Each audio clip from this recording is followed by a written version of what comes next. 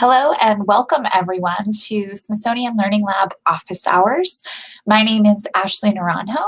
I'm an educator here at the Smithsonian Center for Learning and Digital Access, located in Washington, D.C.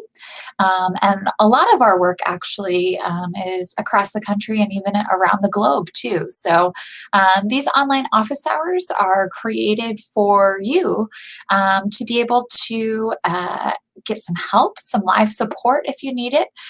We hold these online office hours weekly, and typically we start off with the Smithsonian Learning Lab homepage, but we can answer any questions that you might have as far as tips for searching to thinking about what's new and the content that's been created by teachers just like you across the country too. So there's no question too big or too small. I want to mention too, you can communicate with me through the chat box on the right-hand side. So you'll see currently there's a message from Smithsonian Education. And basically what happens is if you write in a question, we'll go in order. I'll highlight the question below, just as I've done with the Smithsonian Education one as an example. And then we'll go through our questions together. I'll do some screen shares, or if I don't know the answer, then I will certainly ask you to email us and we'll get you in touch with someone who does know the right answer. So for now, right now the comment from Smithsonian Education is welcome to Smithsonian Learning Lab online office hours. And if you have a question, this is where you would ask your question right here. We just got started just about a few minutes ago, but if you've got a question, this is a great time to post it in the chat. Like I mentioned, basically, there's no set agenda for what we'll be doing during this hour. So I'm here for live support. So if you have a question, if you're getting started with your first collection, or maybe you're a pro and you're looking for some more advanced help on some of the settings and features of the Learning Lab, just let me know. And so type in the chat if you have a question. For now, I'll go through the homepage as kind of just a starter. So keep me posted. I'll kind of keep an eye on the chat box here for us too. But if there's something that I go over that might be confusing, or you'd like me to kind of emphasize a certain part of the Learning Lab, I'd be happy to too. So we're here together for the next hour, and you can drop in or decide to stay for the full hour if you'd like to. But like I said, I'll go through the homepage first, and then we'll see if there's any questions. So on my screen right now, and I'll kind of make it a little bit bigger so everyone can see, I wanted to point out a few things. Obviously, every Tuesday we have office hours, so up at the top there's the banner, so you can always kind of keep track of where the office hours link is if you click right there. There's also a search bar in the top left. And then on the top right, there's kind of your navigation, this sunburst here. When you click on it, it'll take you to either the home page. You can click on updates to get more information about the blog.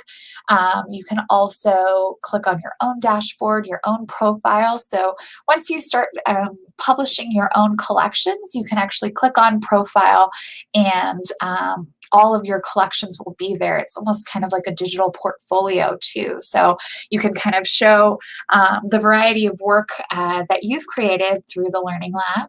You can also save favorites or bookmark them. So that's a great way to save either resources, collections that other educators have created, or even other educators. You can favorite someone else's profile. So let's say you're a sixth grade math teacher and you found this wonderful collection by another sixth grade math teacher. This is an opportunity to favorite their content as well. So that's a great place to kind of start to bookmark things and save it for later. Your own collections live under this tab here, collections, and they'll start as unpublished collections, meaning that they won't be searchable within the Learning Lab, so you can kind of keep them private until you're ready to share them. So you'll hit the I agree publish button, and then it'll be live for other people to search and kind of learn from your great work. If you prefer to keep them unpublished, you can also always share a collection via a URL. So a lot of folks do that that if it's something that's really specific to their school or their community, or maybe if they're kind of still in the proofreading kind of draft phase and want to share it with a colleague, that's a great way to do that too. So this is your menu. Like I said, we've got the search so far we've kind of covered, and then we also went over the sunburst up here in the top right. As we start to scroll down, really I use the homepage as a great introductory tool. It's also something that you'll have with you too. So if you're thinking about sharing the Learning Lab with a colleague, this is a great way to do it because it really lays out all of the possibilities of what's possible within the Learning Lab. I also wanted to welcome, we have a few folks joining us. If you're not familiar with how office hours work, basically folks can ask a question in the chat box on the right of your screen. On some devices it's below, and here I can show myself too. So there's a real live human on the other side of the screen, but I'm basically doing a little bit of a screen share to help folks get acclimated with the Learning Lab and think about how they might use it in their own classrooms and contexts. So when you ask a question in the chat, basically what I'll do is I'll highlight it here, just like I've done with the Smithsonian Education's comment, so you'll know where we are in the queue. And then when it's complete, I'll move on to the next question. Usually we do a lot of screen sharing here, but if you have a question, just let me know. And we can kind of follow through some of that thinking as well. So as we look at this, there's kind of two things that you'll find in the Learning Lab, and you probably already heard me talk a little bit about the first one, which was resources. So the Smithsonian has tons of digital content available for teachers and students. And so you can think about it in terms of the digital images, for example, the recordings, texts, and videos. All of those things are available. A variety of different media is available in areas around history, art, culture, and the sciences. So basically everything, everything from, thinking about how to use, a podcast in the classroom or an oral history, to the variety of different, museums that the Smithsonian has, as far as, history, art, culture, and the sciences. And what's nice about this is it's all in one repository for folks to be able to search across disciplines and across museums too. So what's great about that is you could search for something like Amelia Earhart, and here we'll even do a quick search so I can kind of give you a sneak peek at what that might look like. So let's say we're doing a search for Amelia Earhart. We're finding 181 resources, and I apologize, I just had my computer re-imaged, so things are a little slow as I'm getting back into the swing of things, or should I say my computer's getting back into the swing of things, but there we are. We've got our resources available. And so what you can see here is a variety of different media too. So we've got photographs, we've got some portraits, some painted portraits, as well as some kind of sketches. We've got some mail. She did a few transatlantic flights. We've also got some political cartoons. We've got envelopes here. So you can start to see some of the variety of what you'll find. You'll also see that they're from different museums too. So we're not expecting educators to know, that Air and Space, for example, of course, has some wonderful content around Amelia Earhart, but so does the Portrait Gallery, so does American Art, so do a lot of the different museums. And so what's nice about this is, a lot of our content is especially visual. So you can see the search results and you can start to scan them. Some people prefer to see kind of a list view, so you can also make that adjustment in the top left or right corner. You can go from grid view to list view. Oh, it's not switching for me, so it's just a little slow. I apologize. And then you can also do the refined search category as well. And so with refined search, you can actually say, just show me, audio or video, if you have an idea of what you're looking for. And then here you can see the breadth of the different museums that have content around the search term Amelia Earhart. So that's a great way. If you get a lot of resources in your results, you can also see how to refine it using that that element there. So those are resources, kind of what we think of as the building blocks of what we call collections. Collections are kind of aggregations or structured. Sometimes they can be, thematic collections of everything you ever wanted to know about Amelia Earhart, to kind of more, lesson plan like structures where there's a essential question, there's a learning objective. It gives you some strategies of how to teach with this content. And so if we click over to the second tab, Learning Lab Collections, you'll see here too that there's a variety of collections that are available. And again, sorry for my slow computer.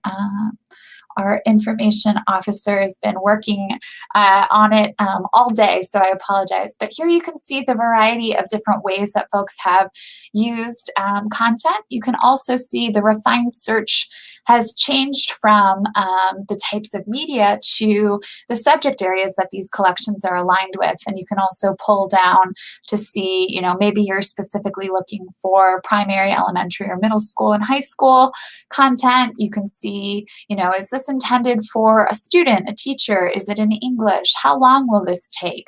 All of those kind of key questions as you're looking for content to be able to use. These collections include the word Amelia Earhart, the search term Amelia Earhart, in their title or their description. So as someone has created a collection, for example, here you see portrait analysis, and then Duke, the kind of Hawaiian surfer. He won all sorts of Olympic medals in swimming.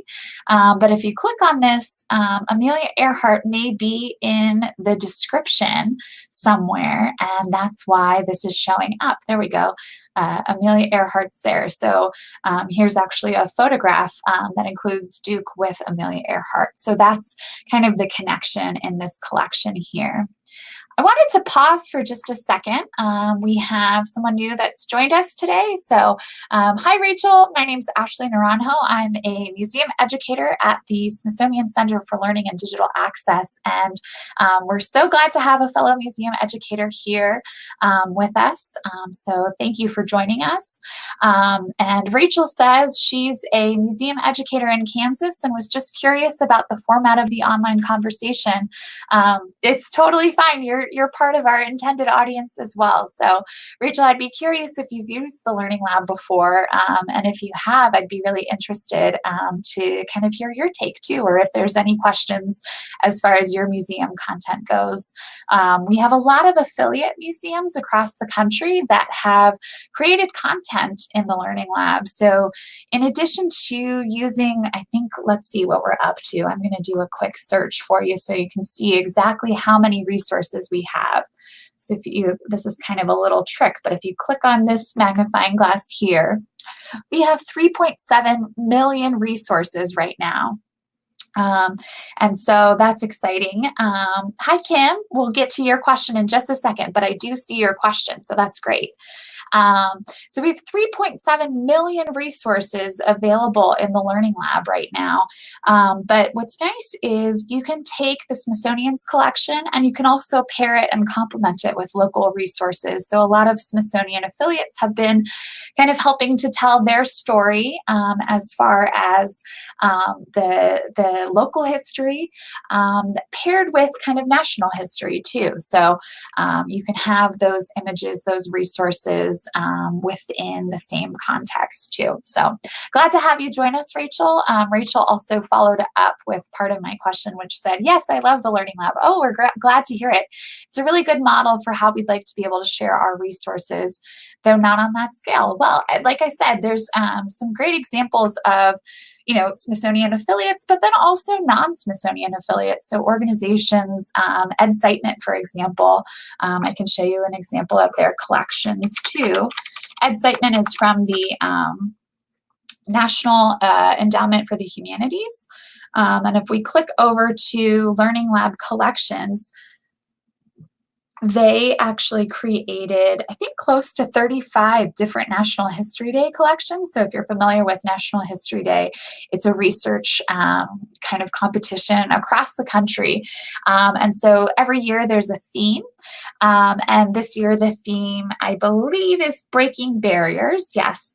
And so here they've created some collections, and we'll kind of do this so we can see them nice and big. And so when you click on a collection, for example, you can see how they've brought together both incitement resources as well as Smithsonian resources.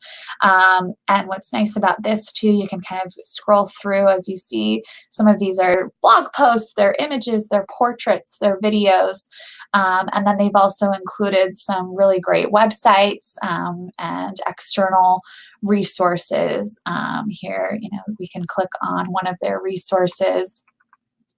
Oh, and I'm not sharing my full screen, so that's why it's not coming up. But you can see the Edcitement resources here, and when you click on it, it'll say go to external website. So just something to kind of think about as you're thinking about your own work, Rachel. And what's nice is they've also created their own profile. So now when they're creating Learning Lab collections, they actually have their own profile, kind of a digital portfolio, so to speak, of all of the content they've created on the Learning Lab. So you can see that here. And then they've also, I think they've embedded the collections in a few places. So when you create a collection, I'll go back to the collection we were just looking at. And when you click share, you have the opportunity not only to share the collection, through typical social media or through email or, that sort of thing, but you can also just copy this little snippet of code and put it into your HTML on your own website. And this collection could live on your own website. So your museum's website in Kansas could actually have Smithsonian Learning Lab kind of iframes embedded within it. So just a great way to kind of make the connection between your content and the Smithsonian's too. So would love for you to kind of think a little bit more about that, Rachel, because it sounds like a great opportunity to kind of use the Smithsonian's content to complement your own. So I want to get back to our colleague, Kim, and let's see. So her first question was, do you see me? Yes, I see your questions, Kim. And so she says, I did have some questions working with your collection. Great. And so, she has to leave for a meeting. Okay. When using search, am I accessing the full Smithsonian website or just Learning Lab collections? So Kim, it looks like you have a 2, so I wonder if there was a first question that I don't see. If you're in the chat, when you include a URL, sometimes that doesn't show up, so I'm not sure if Kim is still with us or not, but just a heads up on that. But to answer your second question here, when using search in the Learning Lab, you are searching all of the digitized content from the Smithsonian, and you're also searching Learning Lab collections that exist there. I will say there is some content that exists on other Smithsonian websites, but the majority of it, we're trying to make sure that there's kind of one-stop shop for teachers and educators to be able to access all of this content, whether it's, a website in and of itself that you can then have access to and kind of go out to that website. So we're working every day with our colleagues here at the Smithsonian to make sure that a lot of the content that's already been digitized is up here on the Learning Lab. I just got an email that the National Portrait Gallery's podcast series should be added pretty soon. So if you haven't listened to that, it's called Portraits, and you can search it on, any kind of Apple device with podcasts, or I think Androids too under podcasts, but it's called Portraits. And their museum director goes through kind of an interview process about a single portrait. But what's unique about that is portraits are especially visual. So kind of interesting to think about how they've kind of crafted the interviews to really be quite descriptive and give some context to. And there's always really interesting interviewees. So that's, a new resource that I know about that's just coming up in the next few weeks. So that's exciting. But there's always new content that's being digitized, whether it's, images, artworks, that sort of thing, or if it's podcasts or existing websites that are now being indexed. So hopefully that's helpful, Kim. I'm sorry that you had to leave for a meeting. So hopefully we caught you just in the nick of time. But if not, hopefully you're watching the archive and you're seeing that we responded to your question. So sorry about that. And then, good. Rachel also says, that's awesome. I'll definitely be thinking more about how to make those connections. So good, excellent. I'm so glad to hear that. So if you're just joining us, basically this is online office hours. There's no set agenda for our hour together. Thus far, we've kind of gone over the Smithsonian Learning Lab. We've started on the homepage, and now we've kind of gone into the depths of some of the collections. But basically, this is an opportunity for you to type in your questions for me. I'm here for the full hour. We have just about 39 minutes left together. So feel free to type in your question just like Kim and Rachel have. And that's a great way to be able to include your questions in the next hour that we share together. Often we'll do screen shares. So if you have a question about search, for example, or a specific content area, resource, we can, certainly talk about that. If there's a technical question, or even just how to use museum resources, I'm happy to kind of share my understanding and expertise in that area as well. We'll also kind of go through the rest of the homepage as people are kind of joining us and coming in and out. But yeah, there's no real set agenda for these sessions. They're really kind of meant to be somewhat informal so that everyone can get their questions answered. So again, I apologize, Kim. Saw that you had to leave for a meeting, so hopefully you got your question answered. And wanted to mention too that nuance of if you're typing in the chat box, if you type in a link, I won't be able to see it. And I've had folks say, well, it shows up on my screen, but it doesn't show up for the rest of us. So if you're typing multiple questions, for example, like Kim was, she had a number 2 in her question, which made me think that maybe she had a first question. So just wanted to mention that as well. All right. So if folks don't have any more questions, I might share a little bit more of the Learning Lab as we go along, but feel free to interrupt. I'm happy to answer any questions that you have along the way. Oh, Joan also is joining us and says, good to learn about the web links not being visible. Thanks. Yeah, it's just a little nuance about the chat for YouTube videos. So just wanted to make sure folks knew that because sometimes it's confusing if you think, your question has gone through and it hasn't. So we'll jump back into looking at the second section. So we started to look at resources and collections. There's also some great profiles too. So, Rachel, you might be interested in clicking on the Museum Educators page to learn more about how museum educators have been using the Learning Lab. So our colleagues at the National Museum of African American History and Culture have been using it. So you can see some of their collections. You can also kind of see some related blog posts, that sort of thing. And there's actually, I believe, one of these little profiles here is of there's the National Museum of African American History and Culture team. There's the Cooper Hewitt team. So they're the Smithsonian's Design Museum up in New York. So they're also using the Learning Lab. And my colleague, Mary Ruth Leftwich, who is the Director of Education at the Heinz History Center, a really great resource in Pittsburgh. She's also been using it and using it alongside a lot of her workshops too, so that teachers who attend the workshops can also have all of the resources in one place.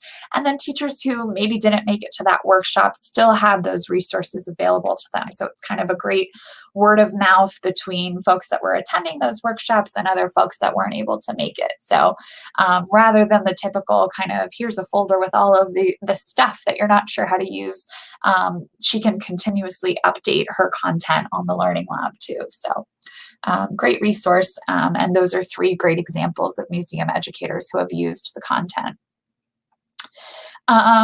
So again, you can browse the resources by type if you wanted to really see, like, just show me all the images you have, or just show me all the videos if you're looking for something really specific by media type. You can also browse collections based on different subject areas and topics. So this is one way to do that too. This second section, though, is all about creation. So, for example, here you can find a published collection that you could adapt. So you don't really need to start from scratch. You could start with someone else's collection and kind of make it your own. So you can copy a collection. You can also upload content. So that's what I was talking about with Rachel at her museum in Kansas. There's the ability to also use the Learning Lab tool in conjunction with some of the local history that you might have at your museum.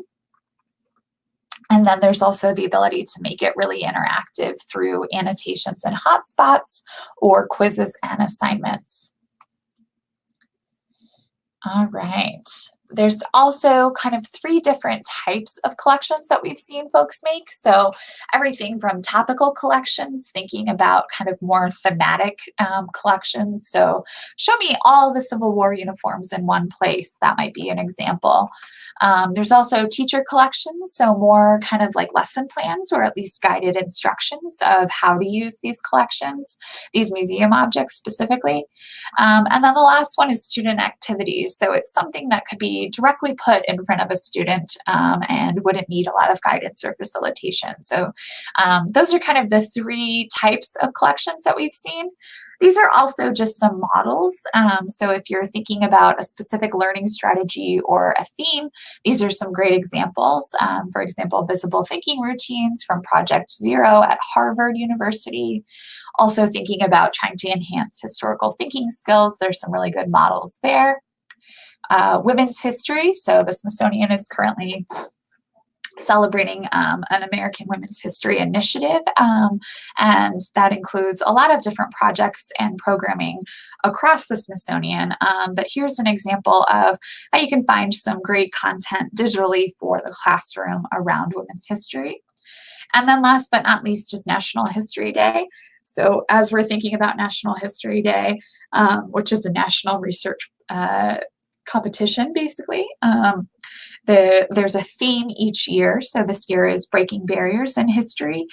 There's a lot of content that's already been created by our office, as well as content from other museums across the Smithsonian and even some affiliate museums as well. So I know there's a great collection that was created by the Institute of Texts and Cultures around a San Antonio activist too. So you might want to check that out as well.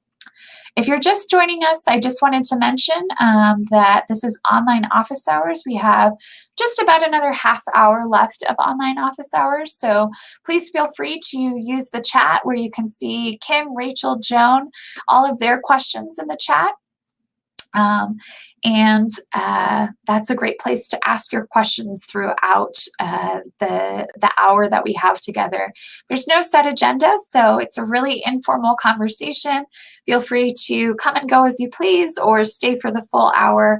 Lots to learn about the Learning Lab, but happy to answer specific questions as well. So whether or not you're, a kind of novice to the Learning Lab and kind of just getting started, or if you're a more advanced user and want to know how to do some of the more difficult, or not even difficult, more advanced features of the Learning Lab, more complex perhaps, I'm happy to walk you through that as well. All right. The last piece too is about sharing, and I should just pull that up real quick. So you can publish your collections and they're searchable for others to see. You can embed your collections, and I mentioned that a little bit earlier in our conversation, where you can actually take an iframe of a collection and put it into another website. So, Ashley's 6th grade classroom has their own website that can actually be accessible on your website. So you don't even need to come to the Learning Lab. You can just embed collections either that you've created or actually embed collections that other people have created too. So it's a really flexible tool in that way. As we scroll down, I'll talk a little bit too about the learn piece of this too. So we have a pretty thriving Learning Lab community of over 70,000 educators that have registered through the Learning Lab. And a lot of times we feature their content. So here we have some examples of recent blog posts, everything from some undergraduates who are actually pre-practicum teachers who use the Learning Lab for their kind of final project and lesson development. We also have some resources around the Smithsonian's Year of Music, and so thinking about how early learners could use the Learning Lab and the media that's available in the Learning Lab to learn more about their musical potential. And then again, last but not least is that National History Day content. So that's a blog post kind of sharing all of this year's related content that we have available. When you sign up for the Learning Lab, you'll also get a Bright Ideas newsletter. So that's available to you once you sign up for the Learning Lab. And then there's also upcoming events. So today's office hours are listed here. Next week, you'll be joined by my colleague, Darren Milligan. We also have archived webinars over here on the right-hand side and upcoming events too. So we'll actually have a professional learning webinar with the National Art Education Association.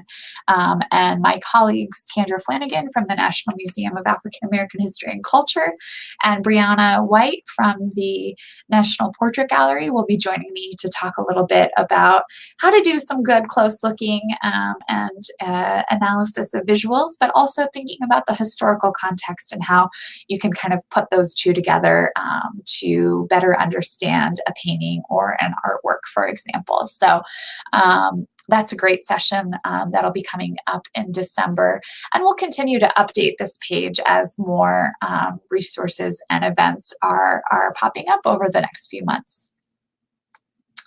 So with that, I just wanted to kind of scroll back up to the top, invite folks, if you're watching, and if you're not familiar with the format of online office hours, you can simply ask your question in the chat box on the right-hand side. So you'll see that there were some questions from Rachel, Kim, and Joan. But just wanted to point that out, that you can use the chat box to communicate with me. I'm going to pause for just a little bit while we don't have any questions, but if you think of a question, please feel free to use the chat box on the right-hand side.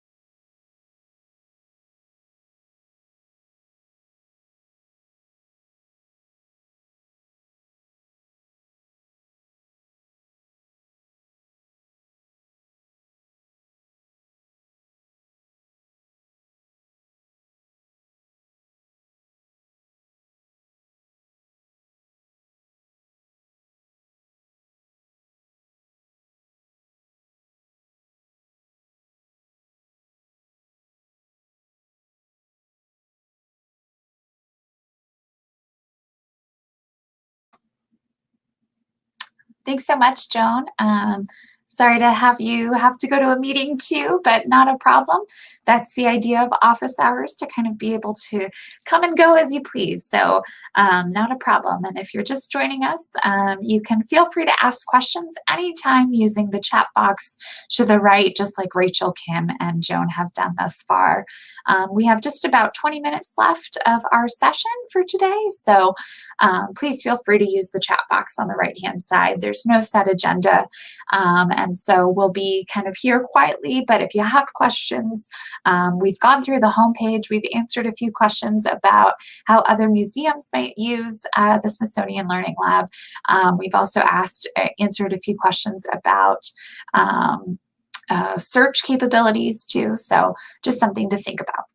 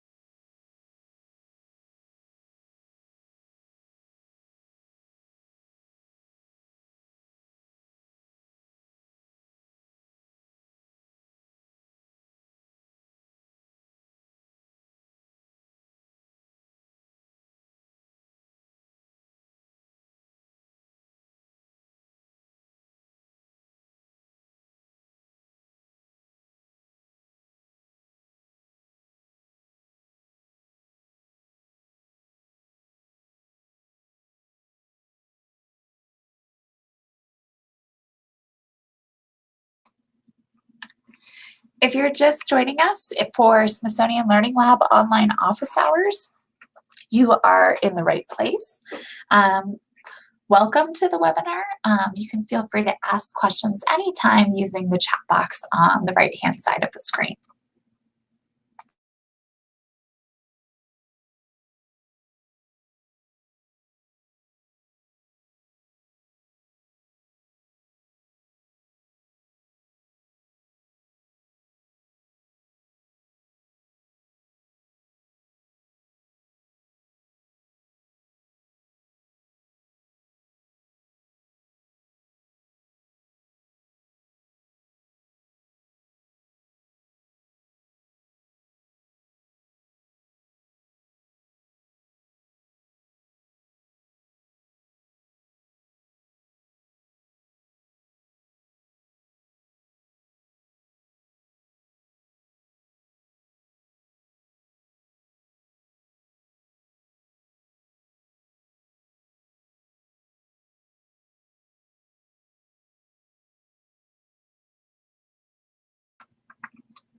If you're just joining us for Smithsonian online office hours, Smithsonian Learning Lab online office hours, then you are in the right place. You can see on the right-hand side of your screen, there's a chat box similar to where Joan, Rachel, and Kim have asked a few questions. So if you've got a question for us, no question too big or too small, please feel free to use the chat box on the right-hand side of the screen to ask your question. Typically what happens is then I will highlight the question for the group, and then we'll answer the question, whether it's live or through a screen share. So you can see right now on my screen, I've got the Learning Lab up. We've gone through the homepage today. We've also talked a little bit about what happens when you use the search and talking about resources and collections. And then we've also shared some examples of how museums across the country have actually used the Learning Lab and the Smithsonian's digital content in combination with content from their own museum too. So if you've got a question, this is a great way to do it. We have just about 15 minutes left of our time together. So you can ask a question on the right-hand side in the chat box, and then basically I'll answer it here. Or we can do kind of a screen share with what I've got on the screen here, including the Learning Lab. So it can be about content, it can be about technical features, it can be about pedagogy, how to use museum resources, what exists within our collections, all of that good stuff too. So please feel free to use the chat box to ask your question. Thanks.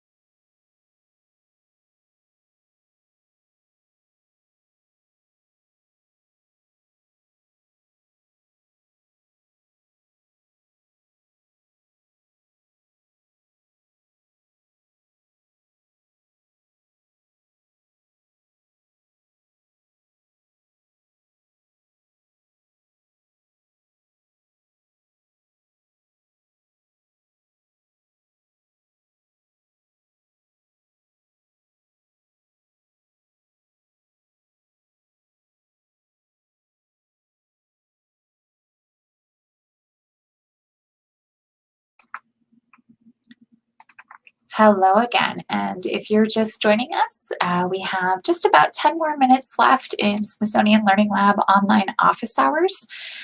You can ask your question in the chat box on the right-hand side of the screen. I'll be here to answer questions, but we can also do some screen shares. So you see my screen right now has the Learning Lab homepage on it. Kim, Rachel, and Joan have asked some great questions in the chat. So basically what happens is they type in a question. You can type in a question as well and share what you might be interested in. So whether it's a technical question about features or a pedagogical question about strategy, or even a content question about what the Smithsonian has to offer as far as digital resources, this is the place to ask those questions. So there's really no set agenda, so I will be here waiting for your questions. Thanks.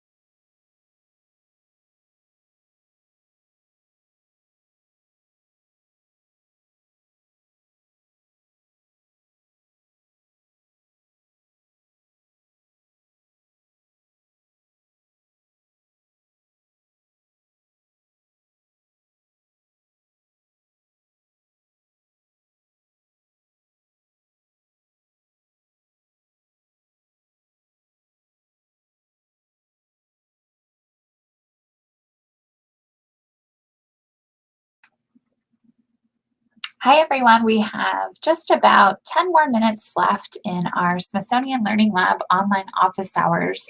You can see earlier in the hour we had questions from Kim, Rachel, and Joan.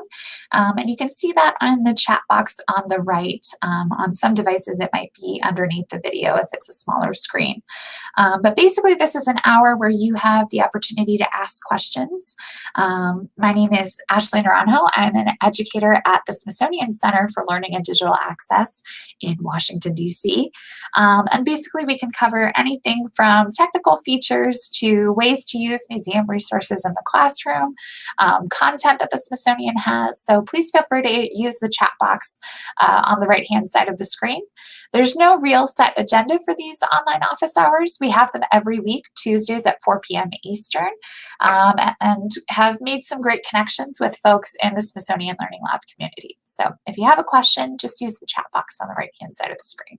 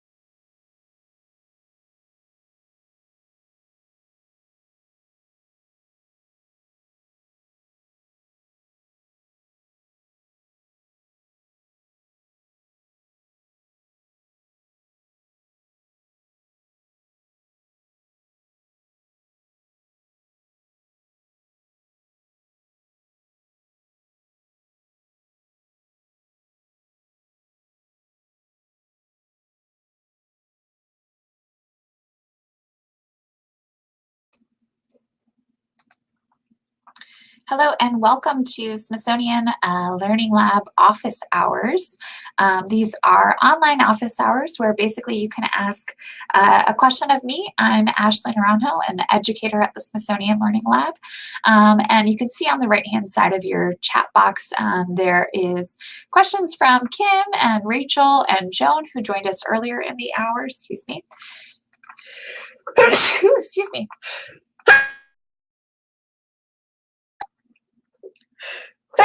Excuse me, sorry about that. This is a great way to actually ask questions about content, technology, or pedagogy. So in the right-hand side of your screen, you can ask a question right there.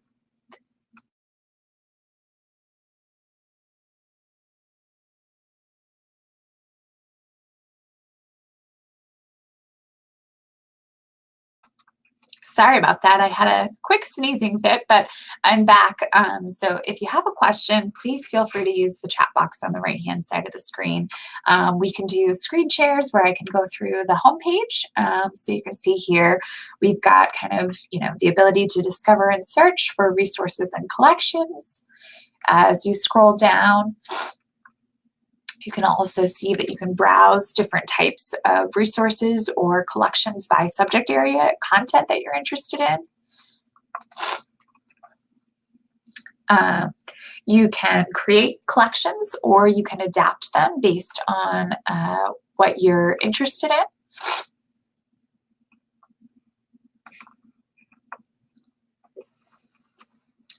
And then here you can also browse content, whether it's collections too, and you can share it with others. So if you have a question, just ask it in the chat box.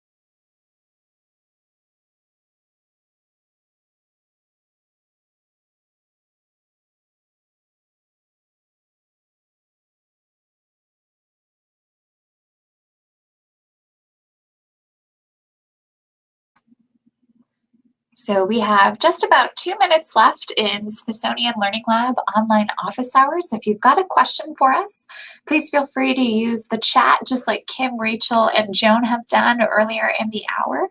But if not, we're going to go ahead and sign off for today. Each week on Tuesdays, we have online office hours. So I'll pull up the schedule for you as you scroll down on the homepage. October 29th, next Tuesday, you'll be joined by Darren Milligan, the project director for the Smithsonian Learning Lab. Thanks, everyone.